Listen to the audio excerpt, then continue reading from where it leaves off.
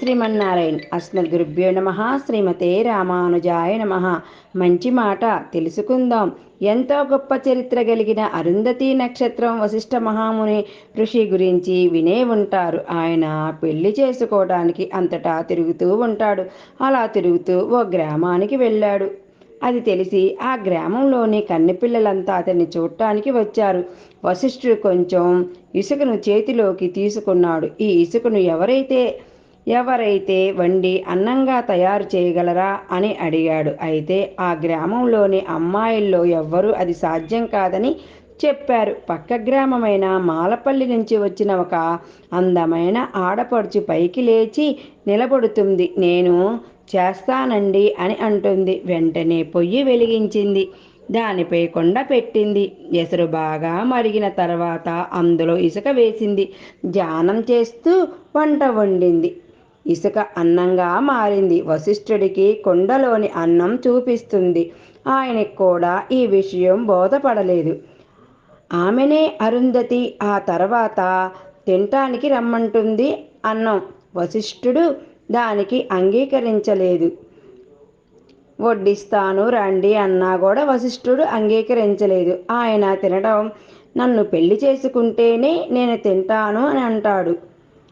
ఆ తర్వాత అరుంధతి తల్లిదండ్రులతో మాట్లాడతాడు. వశిష్ఠుడు వాళ్లను ఒప్పించి అరుంధతిని పెళ్లి చేసుకుంటాడు. ఇక అరుంధతికి ఎంతో ఏకాగ్రత ఉంది. ఒకసారి వశిష్ఠుడు తన కమండలం ఆమెకిచ్చి బయటికి వెళ్తున్నా తాను వచ్చే అంతవరకు కమండలం వైపే చూస్తూ ఉండమని చెబుతాడు. అరుంధతి తన భర్త చెప్పినట్లే చేస్తూ ఉంది. చాలా ఏళ్లు గడిచాయి. వశిష్ఠుడు రాలేదు. అయితే అరుంధతి మాత్రం దాని వంకే చూస్తూ ఉంది.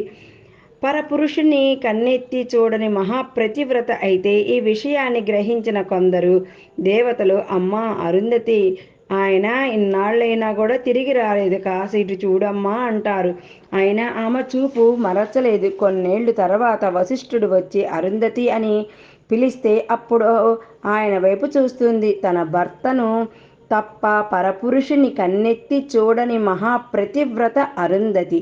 ఒకసారి అగ్నిదేవుడు ఎదుట సప్త ఋషులు యజ్ఞం చేపడతారు. ఆ ఋషుల భార్యలపై అగ్నిదేవుడు మోజు పడతాడు. ఈ విషయాన్ని అగ్నిదేవుడి భార్య అయిన స్వాహాదేవి గ్రహిస్తుంది. ఆ 7 భార్యల మాదిరిగానే తానే రోజుకొక రూపం ధరించి ఆ ఋషుల భార్యల రూపంలోకి మారి తన భర్త అగ్నిదేవుని కోరిక తీరుస్తుంది.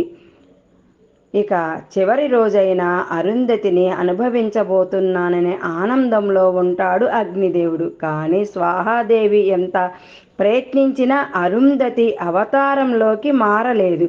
అరుంధతి పెద్ద ప్రతివ్రత కావడమే ఇందుకు కారణం. అందుకే ఆమె అరుంధతి నక్షత్రంగా మారి జగత్తుకు ఆదర్శంగా నిలిచింది. అరుంధతికి శక్తి అనే కుమారుడు, శక్తి కుమారుడే పరాశరుడు, పరాశరుడి కుమారుడే వ్యాసుడు. ఇలా ఎంతో గొప్ప చరిత్ర కలిగింది అరుంధతి నక్షత్రం. అందుకే నూతన వధూవరులు అరుంధతి నక్షత్రం చూపించి అంతటి మహా ప్రతివ్రతగా జీవించమని ఆశీర్వదిస్తూ ఉంటారు. జై శ్రీమన్నారాయణ. అస్మద్గురుభ్యో నమ. శ్రీమతే రామానుజాయ నమ.